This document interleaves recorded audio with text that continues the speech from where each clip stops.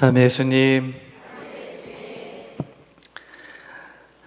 무척 오랜만에 삼성산에 왔습니다. 팬데믹 전에 여러 번 와서 함께 기도하고 미사 봉헌하고 안수도 해드리고 했던 기억이 벌써 팬데믹 끝나고 지금 제가 처음 오니까 한 3, 4년쯤 되는 것 같습니다.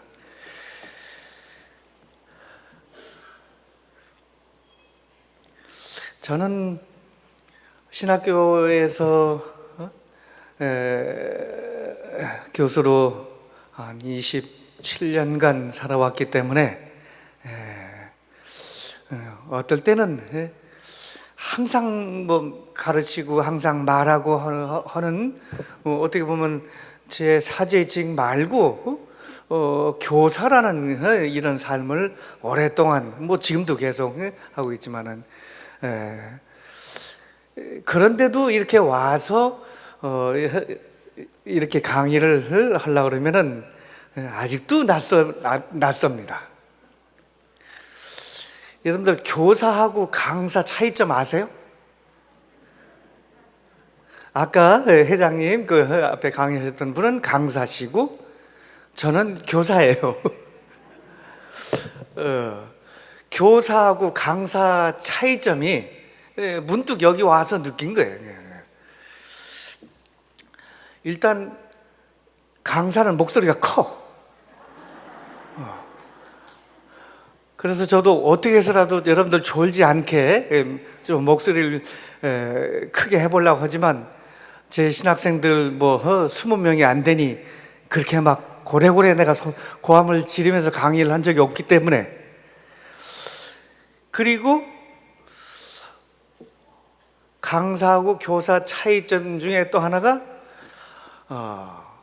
학생이 졸면 강사는 내버려 둬.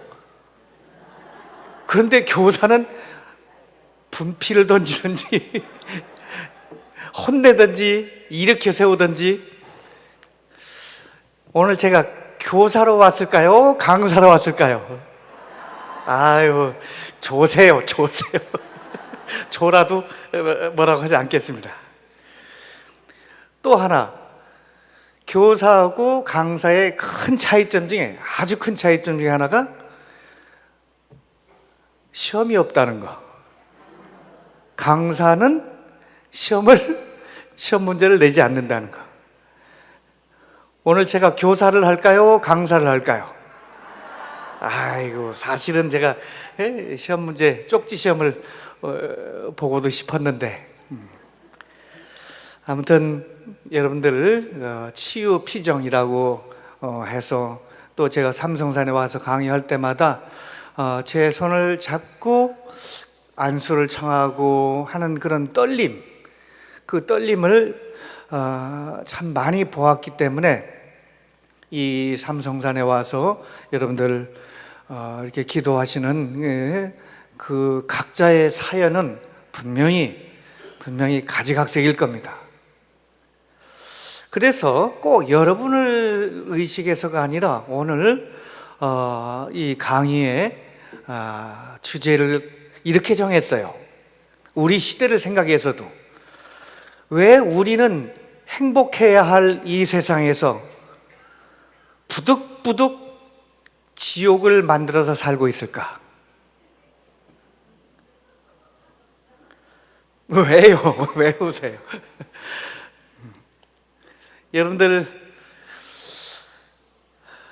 참 좋은 몫을 택했어요. 여러분들은 오늘 밖에 엄청 덥고, 저는 이 삼성산에 와서 강의할 때마다 두세 시간 전에 미리 와서 쉽게 올 수 있는 데가 아니고 제가 어떨 때는 제주도에서 엠마오 연수원 강의를 자주 가고 그러기 때문에 여기 오기가 쉽지가 않아요. 그래서 한 번 오면은 이 삼성산이 너무 좋아서 미리 막 그 운동복 갈아입고 막 많이 걷고 오고 이 삼성산이 너무 좋아요. 저는 모방 샤시탕 앵베르 저도 한국 외방 선교의 신부이기 때문에 같은 선교사로서, 또 저도 사실 대만과 중국에서 선교사 생활을 거의 27년을 했기 때문에, 그러면서 그 선교사로서 다른 나라에 가서 순교하고 하는 그런 그 정서들이 남달리 느껴집니다. 그래서 와서 꼭 인사드리고 내려와서 강의를 하고 그러는데, 여러분들도 그 삼성산 오시면은 그게 멀지 않은 길이니까 꼭 물론 제가 몇 분 봤어요. 그렇지만 좀 미리 오셔서 성인께 가서 기도하고, 그러면 성인의 통공이 무슨 뜻인지 아세요? 공이 통한다야. 공이 통한다. 성인들의 공로를 우리들한테 전해주는 그 힘을 가지고 있는 분이 성인이에요, 하늘에서. 그러니까 통공은 성인의 그 은총을 우리들에게 통하게 해준다, 기도할 때. 그래서 함께 모여서 하느님을 찬미하고 기도하고 슬픔도 나누고 기쁨도 표현하고, 이런 행복, 이런 모습을 제가 보면서 여러분들 참 오늘 좋은 몫을 택했습니다. 그런데 지금 이 세상에도, 지금 이 시간에도 세상에는 얼마나 많은 사람들이 죄를 짓고 있을까? 또 얼마나 많은 사람들이 고통 속에서 미워하고 다투고 힘들게 살고 있는지. 텔레비전 뉴스를 켜면은 보고 있을 수가 없어요. 지옥이 따로 없어. 요즘 젊은이들 마약에 얼마나 빠져 있는지 아십니까? 저도 어제 저녁에 좀 그 강의를 마치고 늦게 오다가 대학로를 가는데 뒤에 마약한 애들이야. 뒷골목에서 술을 먹고 정말로 거의 중독 수준에, 또 게임 중독에, 층간 다툼, 살인 여러 번 있었지만 위층에서 물이 좀 샌다고 해서 올라가서 2명을 그냥 막 칼로 찔러 죽이면, 이런 나라가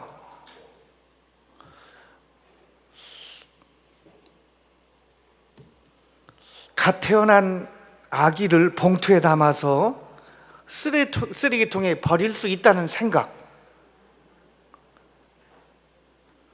그리고 결혼한 지 아까 그 아침 뉴스에 나왔는데, 결혼한 지 이틀 만에 일본으로 신혼여행 가서 아내를 살해하고 보험금 1억 5천을 타내려다가 들킨 이 젊은이,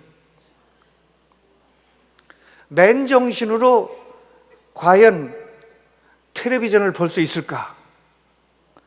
지금 우리나라에서 벌어지고 있는 어마어마한, 그래서 개인 GDP가 3만 5천, 4만.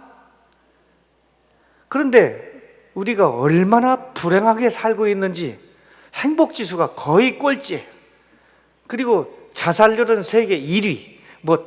하도 수도 없이 들어서 여러분들은 그게 그러려니 하시겠죠. 왜 우리는 행복하지 못할까? 예수님께서 오셔서 하늘나라가 이미 시작되었다, 그렇게 해서 하늘나라를 선포해주고 가셨는데, 우리가 살고 있는 모습이 정말로 하늘나라처럼 살고 있는가? 왜 우리가 행복하지 못할까? 왜 우리는 지옥처럼 살아야 되는가? 먼 훗날 악인들이 큰 죄를 지으면 가는 게 지옥인데, 그때까지 못 참아서 미리 지옥을 만들어서 살고 있다 그러면은 예수님한테 얼마나 미안합니까?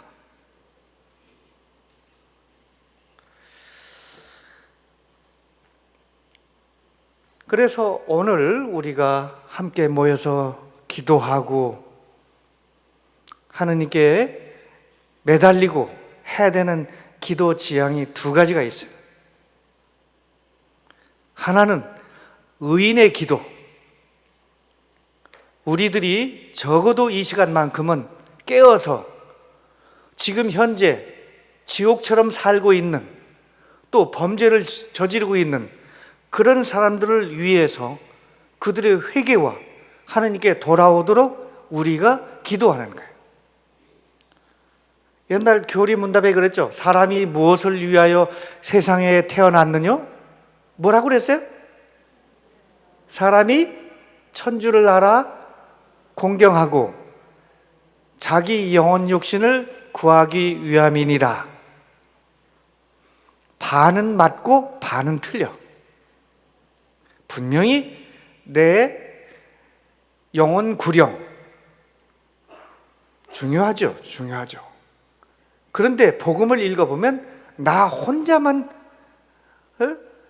복음, 예수님께서 가르치신 복음은 나 혼자만의 천국 간다는 얘기는 없어. 이웃을 내 몸같이 사랑하고 이웃을 사랑하는 것이 가장 큰 덕이고 그것이 가장 큰 사랑이다. 그렇게 했으면 분명히 우리들은 지금 이 시간에 깨어서 기도해야 될 대상들은, 의인의 기도는 구름을 뚫고 하늘로 올라간다고 그랬어. 여러분들의 기도가 이기적이어서는 안 된다는 뜻입니다. 물론 나 자신의 또 내 가족에 필요한 기도하세요. 그런데 분명 우리는 깨어서, 이 시대에 깨어서 지옥처럼 살고 있는 죄인들을 위해서 그들이 하나님께 돌아오도록 기도하는 겁니다. 이게 첫 번째 기도 지향이고, 또 하나는 여러분들 밝으신 모습을 봐서는 그럴 것 같지 않지만은 혹시라도 나 역시 지금 지옥 속에 살고 있는 것은 아닌가? 어떤 일이 풀리지 않아서, 어떤 관계가 엉켜서 나 역시 죽을 맛이지는 않는가? 손들라고 안 할 테니까, 이건 시험이 아니니까. 그렇지만 여러분들의 다양한 개인 사정은 분명히 있을 겁니다. 그래서 특별히 먼 발걸음을 해서 여기까지 와서 기도하러 오셨고, 혹여나 그러한 마음의 갈등과 그 아픔이 있다 그러면은 오늘 조금 후에 제가 봉헌하는 미사 속에서 여러분들의 그런 그 아픔을 풀어주시도록 오늘 저는 그런 지향을 가지고 기도를 하겠습니다. 그러면은 우리가 이웃을 생각해야 된다 그러면은 지금 한국의 이웃들이 어떻게 살고 있는지, 나도 물론 다른 사람의 이웃이지만 내가 이 자리에 모여서 가만히 생각해 보면 내 본당 공동체, 또 내가 나가는 사회의 어떤 그런 직장 모임, 가족, 친구, 이런 모임 속에서 과연 나는 행복하게 관계를 맺고 있는가?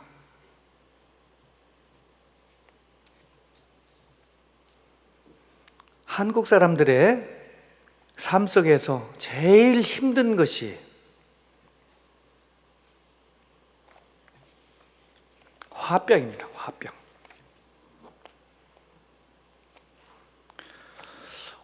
한국 다른 나라 사람들이 화를 안 내고 그런 건 아닌데, 화병이라고 얘기해서 HWABYUNG라고 영어 철자를 만들어서 옥스퍼드 영어 사전에 올라왔어. 한국인들만 가지고 있는 유난히 사회 심리적인 질병을 응어리져서 풀지 못하는 그 마음의 갈등을 화병이라고 부른다 라고 설명이 되어 있어요. 그러니까 우리 한국 사람들이 살아가는 그 여러 가지 모습 속에서 화병이 되는 이유는 뭘까? 관계입니다. 관계. 대부분 관계 속에서 나오는 거예요. 관계는 모든 만물과 모든 인간, 뭐 전 세계 모든 나라 예외 없이 모든 관계를 맺고 있어요. 근데 관계주의는 달라. 관계주의는 다른 이야기입니다. 들어보셨어요? 자매님들? 관계주의? 관계주의는 뭐냐면은 그냥 있는 관계를 굳이 비틀어 가지고 호불호, 가감 삭제, 아니면 뒷담화, 야합, 뒷거래 이런 걸로 재물과의 관계, 사람과의 관계 이런 것들이 헝클어지고 거기서 발생되는 오해와 미움과 질투와 이런 모든 것들이 응어리진 것을 관계주의라고 불러요. 영어로는 가스라이팅이라고 얘기합니다. 들어보셨죠? 한국의 관계주의의 가장 큰 현상 중에 하나가 보복 문화입니다. 복수 문화입니다. 그러니까 안갚음, 증오, 미움, 분노 이런 것들을 가지고 안갚음을 하거나 보복을 하는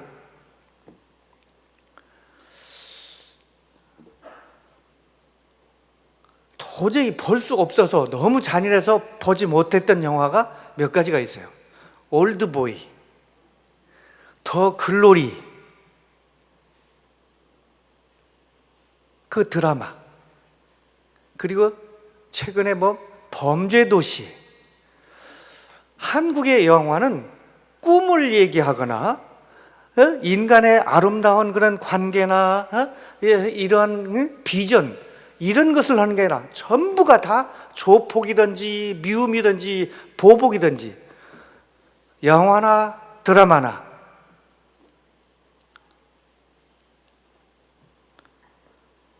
그래서 한국 영화의 드라마의 대부분이 복수극이라고 그러면 그 속에서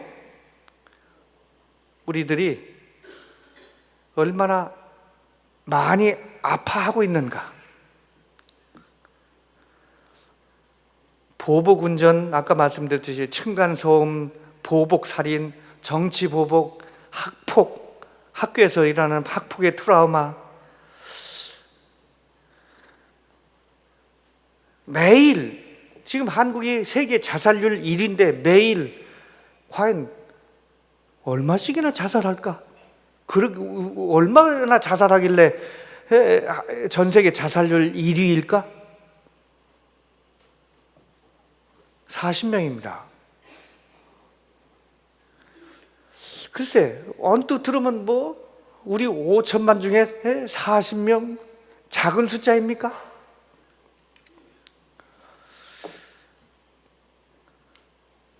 옛날 우리 속담에 못 먹는 감 찔러나 보자 그냥 우스갯소리도 하기도 하고 그렇지만은 또 시집살이 며느리 더 엄한 시어머니 된다 이런 말, 남의 떡이 더 커 보인다 이런 속담 속에서 생기는 관계주의의 어떤 그런 부산물들이 상당히 많습니다.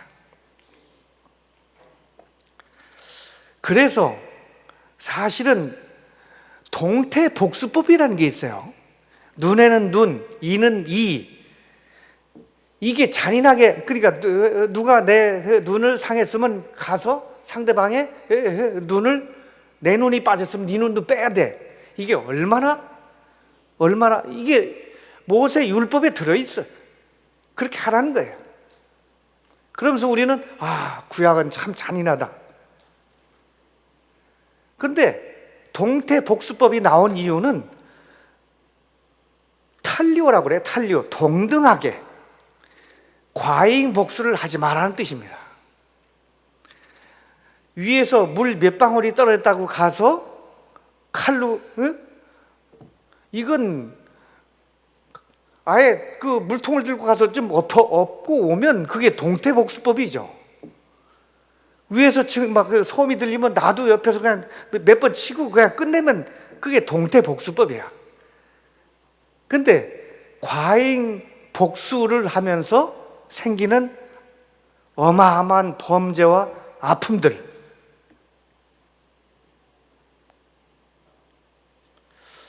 사실은 자살도 보복 심리하고 연결되어 있습니다. 자살도 보복 심리의 일종입니다.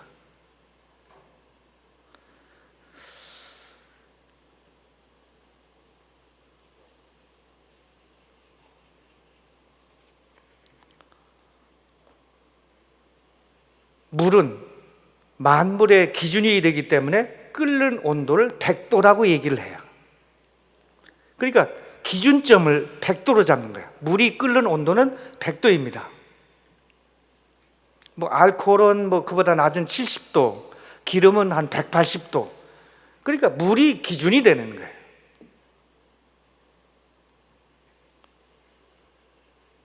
여러분들은 몇 도에서 끓습니까? 뚜껑 열린다고 하는 소리는 내가 주전자라는 뜻이죠. 속에서 마그마가 막 부글부글 끓다가 갑자기 막 김이 모락모락 나면 뚜껑이 열린다는 소리는 주전자.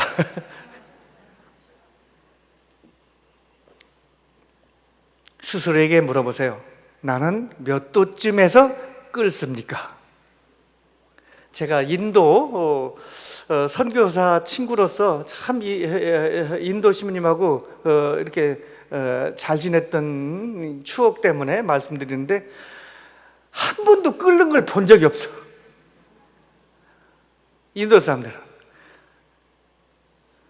한 막 500도쯤 돼야 끓을까 말까 모르겠지만은 아무튼 안 끓어. 참 그 친구 한 명이 아니라 거기 인도 그 시민님들 그룹이 있었는데 아무튼 인도 시민님들은 잘 안 끓어. 근데 한국 사람들은 몇 도에서 끓을 것 같아요? 와, 우리 제 동료도 있었고 저도 예의는 아니겠지만은 저는 100도에 맞추려고 노력을 해 왔어요. 나는 몇 도에서 끓을까? 운전을 하다가 뒤에서 빵 한번 하면은 갑자기 막 끓어오르는 그 빵 소리 하나에 막 끓어올리면 갑자기 열이 나서 그냥 막 엑셀을 밟고 가서 막 그냥 밀어버리는,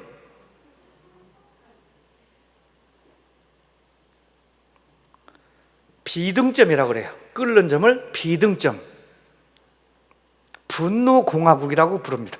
한국은 분노공화국. 반대로 어는 점이 있어요. 어는 점.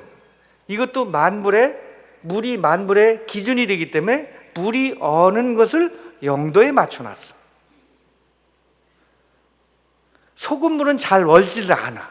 영하 7도쯤 돼야 얼어요. 관계 속에서 나는 몇 도쯤이면 얼어붙습니까? 얼음, 관계의 얼음.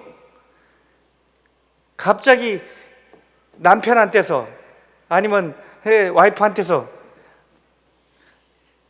기분 나쁜 소리 한 번 들으면 그냥 얼어버립니까? 빙점, 얼어붙는 빙점.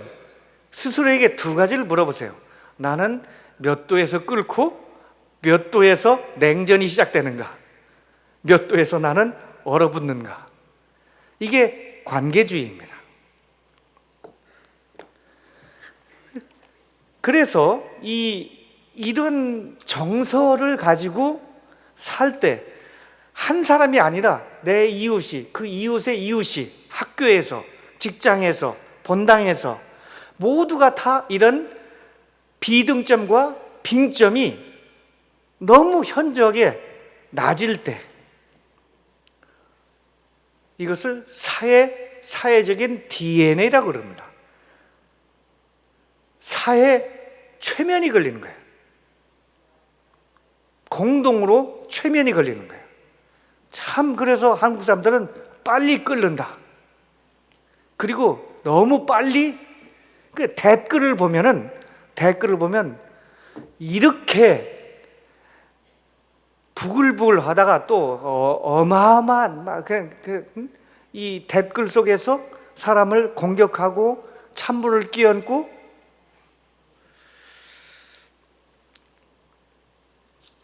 그래서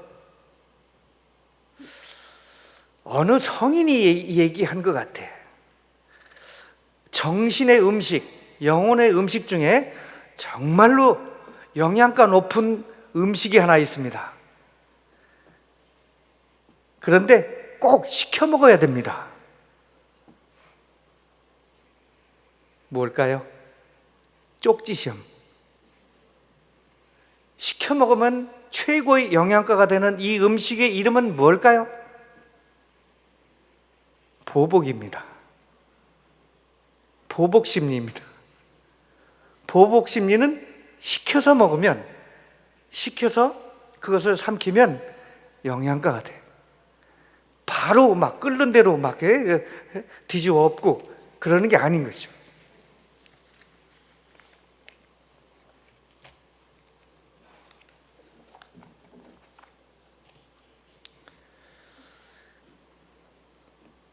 저는 철학을 가르치는 교수이기도 하지만 부전공이 문학이에요. 그래서 세계 문학을 전공을 했는데 옛날에 읽었던, 그래서 여러분들에게도 한번 읽어보시라고 권하는 책, 사르트르 들어보셨을 거예요. 장폴 사르트르. 닫힌 방이라는 책이 있어요. 방이 닫혔다. 그러니까 영어 이름은 No Exit. 출구가 없는 방이야, 사실은. 옛날에 이 책을 읽을 때는 이게 노벨상을, 사르트르는 노벨상으로 천거가 돼서 수상을 할 날짜가 다가왔는데 갑자기 사라져버렸어. 나는 노벨상 같은 거 필요 없습니다. 딱 한마디 남겨놓고 사라졌어.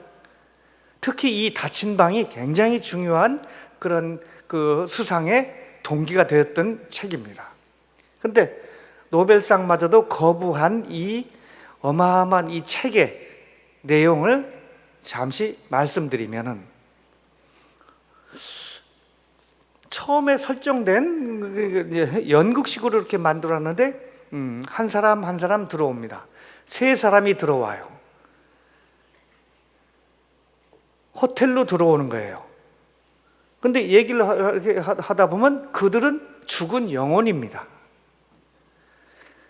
살아서 나쁜 짓이란 나쁜 짓, 온갖 나쁜 짓을 해서 결국 지옥에 떨어졌는데, 지옥이 우리가 알고 있는 그런 지옥이 아니야.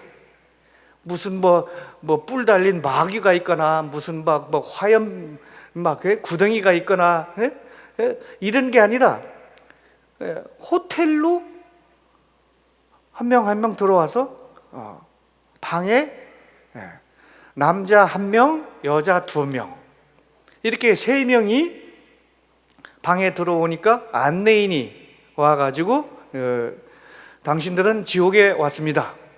이제부터 셋이 함께 사십시오. 출구는 없습니다. 그래서 처음에 옛날에는 그 뜻을 잘 몰랐어. 이게 뭐지? 이게 지옥이 이게 뭐 이래?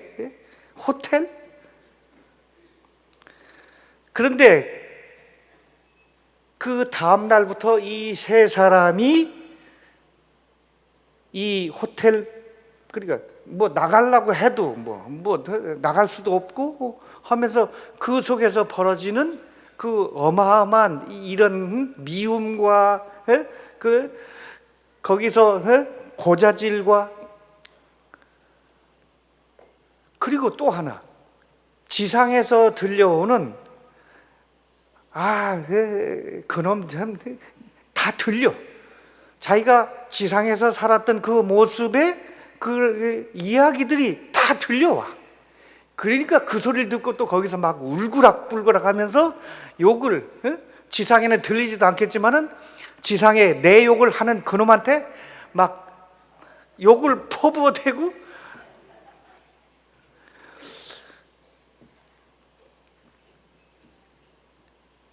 거기에 나오는 유명한 말이 있어요. 여기에 나오는 타인은 나의 지옥. 한번 따라서 해보세요. 졸리니까 더 크게. 좀 유식하게 해볼까? 헬은 지옥이야. Hell is other people. Hell is other people. 쉬워. 지옥은 바로 사실은 other people, 다른 사람이 지옥이란 뜻이야. 근데 처음에는 모든 이웃은, 옆에 있는 타인은 지옥인가? 그렇게 알아듣겠지만은 이 사르트르가 얘기하고 싶은 것은 그게 아니라 다른 사람들이 갖고 있는 편견이나 모함이나 어떤 판단이, 그러니까 타인의 시선이 나의 지옥이란 뜻이에요. 내가 나로 사는 게 아니라 사실은 체면, 그러니까 내 판단에서 행동하는 것이 아니라 타인이 요구하는, 그렇게 하도록 하는 타인의 시선과 타인의 요구가 사실은 그 자체가 지옥인 거다, 그런 뜻입니다. 그래서 옆에 사람이 타인이 지옥이다, 그게 아니라 내 주장, 내 양심을 갖고 사는 게 아니라 항상 타인의 어떤 그런 그 눈초리, 아니면 타인의 어떤 그런 판단. 이 책을 20년 전에 읽었는데 그때는 뭔 뜻인지 몰랐어. 근데 요즘 제가 젊은이들에 대해서 글을 쓰고 MZ 세대들에 대해서 강의를, 제주도의 엠마오 연수원이라고 우리 신부님들,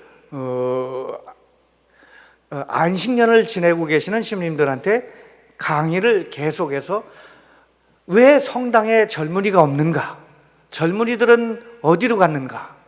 그래서 그 강의를 일주일간 하면서 그 속에 들어있는 MZ 세대들은 왜 성당에 안 나오는가, 이 이야기를 풀어가는 과정에 저도 조카가 많지만은 지금 MZ 세대들이 살아가는 원리는 무언가?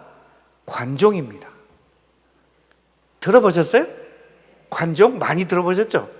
관심 받기 좋아하는 종자들, 그 서로 자기들끼리 이렇게, 그러니까 유튜버를 하거나 뭐 자기 블로그를 해서 꼭 요구하는 게 좋아요를 눌러주세요. 하트 뿅뿅, 해시태그. 사르트르가 타인의 시선이 나의 지옥이다라는 뜻이 무슨 뜻인지 사실은 예언을 한 거예요. 예언을 80년 전에 쓴 책인데 80년 후에도 우리 인류는 여전히 타인의 시선에서 자유롭지 못한, 그러니까 그 관계 속에서 살아가는, 어쩌면 더 우리들은 SNS라는 그리고 옛날에는 편지 써서 너 욕도 하고 그럴 수도 있었겠지.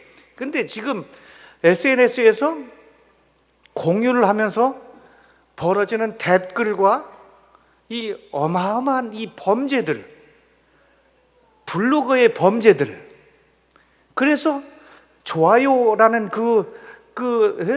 좋아요를 눌러 달라는 요구를 하기 위해서 중학교 여학생들이 옷을 벗어서 올리고, 그러면 거기에서 그 좋아요 누르고 이렇게 해서 3,000명이 넘어가면 광고가 붙어요. 그러니까 내 영혼을 팔고 내 인격을 팔아서 돈을 벌고 싶은 이 시대의 관종 문화, 사실은 사르트르는 이걸 얘기했던 거예요. 물론 방식이야 다를 수 있었겠죠.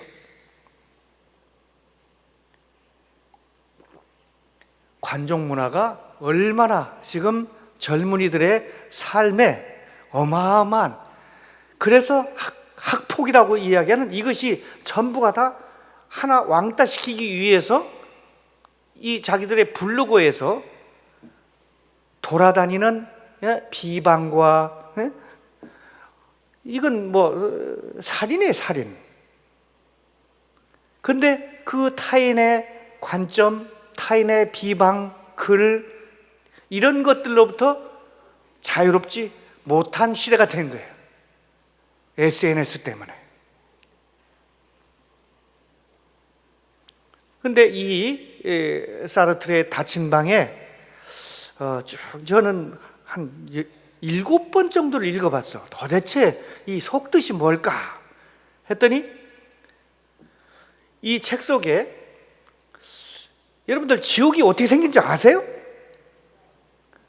사실은 어릴 때 교리반에서 배웠던 저도 뿔 달린 마귀 무슨 불구덩이. 그런데 지옥에 가면 무엇이 어떤 모습일까? 지옥에 가면 무엇이 있을까는 잘 몰라, 이 사르트르도. 그런데 지옥에 없는 것은 알고 있어. 지옥에 없는 것이 3가지가 있는데, 이 소설에 나오는 이 3가지가 바로 그 자체로 지옥이다. 그럼 이 3가지는 바로 우리들이 조심을 해야 되고, 이 3가지를 염두에 두면 지옥을 가지는 않겠구나.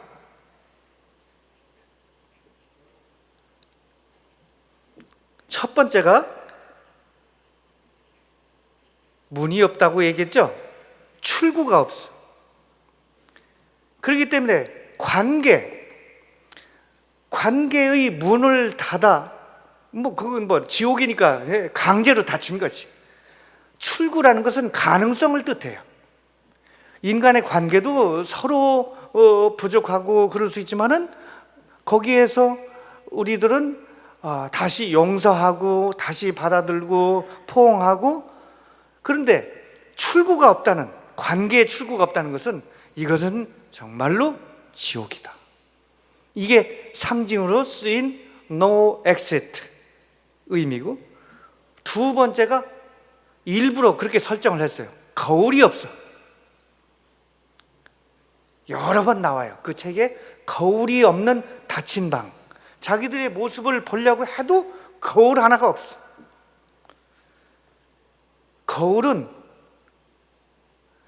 거울에 비춰본다는 것을 리플렉트라고 불러요.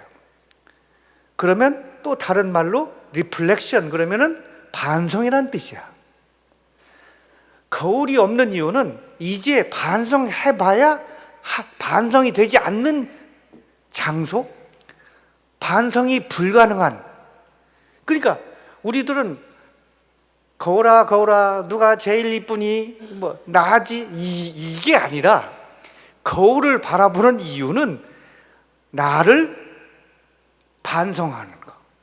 나를 비춰서 내가 40평생 50평생 살아오면, 링컨이 그랬죠. 네 얼굴에 책임을 져라. 내 눈매가 왜 이렇게 선하지 않지? 왜 입꼬리가 이렇게 올라갔지? 이렇게 처져 있지? 왜 이렇게 행복하지 않은 얼굴일까?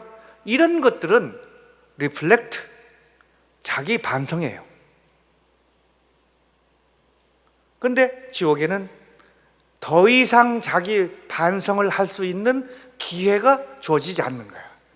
그러니까 거울을 바라본다는 거, 거울 속에서 비춰진 내 모습을 투영해서 나의 실체를 바라본다는 것은 굉장한 은총이에요. 나를 비춰서 객관적으로 내가 이런 모습이구나. 서로 싸울 때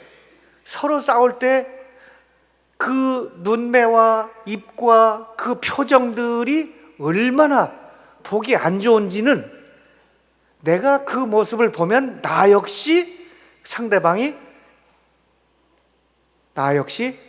지옥 같은 얼굴을 하고 있겠구나. 그런데 지옥에서는 그걸 볼 수가 없어요. 세 번째가 침묵이 불가능해. 혼자 있을 수가 없어. 사르트르가 천재인 이유는 지옥을 연상할 때 몇 명으로 할까? 이게 몇 명이 되면 지옥 같은 모습을 연출해낼 수 있을까? 한 명이면 절대 지옥이 아니에요. 혼자 침묵을 지킬 수 있는, 거기에는 침묵이 불가능해. 계속 옆에서 찝쩍거리고 옆에서 말하고 비판하고, 그러니까 한 번도 침묵을 할 수 없어. 거기서는 개인이 아니기 때문에 혼자서 자기 자신을 침묵 속에서 자기를 돌아보는 것을 신독이라고 불러. 신독은 최고의 덕목입니다. 신자는 근신할 신자예요. 독은 혼자 있어도 근신할 줄 안다. 이것이 군자가 가지고 있는 최상위의 인품을 뜻해. 그러니까 혼자라고 설정하면 도저히 지옥은 아닌 거지. 둘은 야합이 될 수 있어. 짝짝꿍이 되면은 거기 지옥에서도 재밌게 지낼 수 있어. 이건 야합이야. 넷이면은 둘둘 할 수 있어. 셋이면은 이게 삼각형 관계입니다. 관계의 삼각형. 이건 뭐 혼자 있을 수도 없고. 그래서 이렇게 지옥처럼 살아가는 그런 모습 속에서 과연 우리들이 살아가고 있는 그런 모습은 이 관계주의.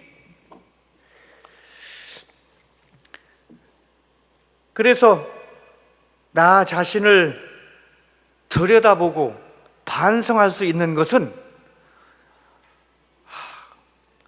이게 얼마나 큰 축복이고 은총인지. 그러니까 지옥에서 불가능한 자신을 돌아보고 참회하고 후회하고 반성, 우리 잘못할 수 있어요. 고해성사가 있잖아요. 고해성사는 영혼의 거울이야. 객관적인 거울이에요. 사제 앞에 나가서 하느님께 저는 이러이러한 죄를 지었습니다 라고 이야기할 수 있는. 그래서 오늘 우리가 살고 있는 이런 모습 속에서 혹시나 관계 속에서 내가 힘들어 한다면 이것은 정말로 내가 지옥을 만들어서 사는 것이에요.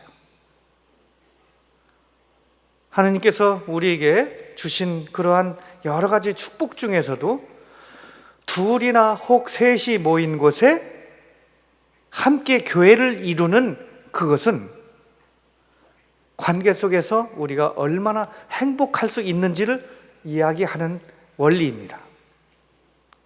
그래서 관계주의를 벗어나서 살다 보면 그렇죠. 우리가 사람을 믿었다가 속았을 때, 배신당했을 때 그것처럼 억울한 일은 없어. 그리고 그 억울함처럼 고약한 것은 없는 거예요. 그래서 누구든지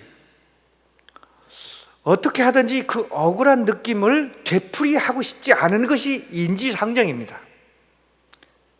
다시 속지 않기 위해서, 다시 속기 싫어서 하는 방법이 안 맞나? 모든 것을 불신하고 모든 것을 부정해 버린다 그러면 약삭빠른 방법 같지만은 사실은 그게 또 하나의 닫힌 방입니다. 나를 방 속에 가두는 거예요. 그래서 함께 모여서 우리가 이렇게 아픔을 가지고 또 어려움을 가지고 와서 함께 비춰보면, 서로에게 서로를 비춰보면, 또 이야기 속에서, 대화 속에서 비춰 보이면은 나보다 더 아픈 사람이 많네. 하느님께 내가 투정만 부리고 왜 예수님의 멍에는 달고 가볍다고 했는데 내 멍에가 왜 이 모양 이 짝입니까? 라고 항변을 하다가 다른 분이 겪고 있는, 나는 상상도 못하는 정도의 아픔을 겪고 있으면 그게 또 다른 나의 기도거리가 되고, 그래서 함께 모여서 기도할 때는 나는 타인의 지옥이 아니라 타인은 나의 거울이고 나 역시 타인을 위해서 비춰줘야 되는 거울인 거예요. 여기서는 그게 가능해요. 지옥에는 그게 불가능합니다. 정말로 예외 없이 모두는 관계 속에서 살아요. 근데 그 관계가 정말로 행복한 모습으로 또 하늘나라에 예비된 그런 모습으로 산다는 것은 살아야 되는 그 원리와 우리의 목적, 신앙의 목적, 결코 이기적으로 내 영혼 욕심을 구하고 하늘나라에 가기 위한 것이 전부가 아니라는 것. 관계의 천당을 만드는 길은 이렇게 함께 모여서 비추고 격려하고 용기를 북돋아주고 하느님으로부터 힘을 얻고 돌아가서 열심히 내 삶을 면대면 하는 방법입니다. 영광이 성부와 성자와 성령께, 성부와 성자와 성령의 이름으로 아멘. 긴 시간 동안 수고하셨습니다.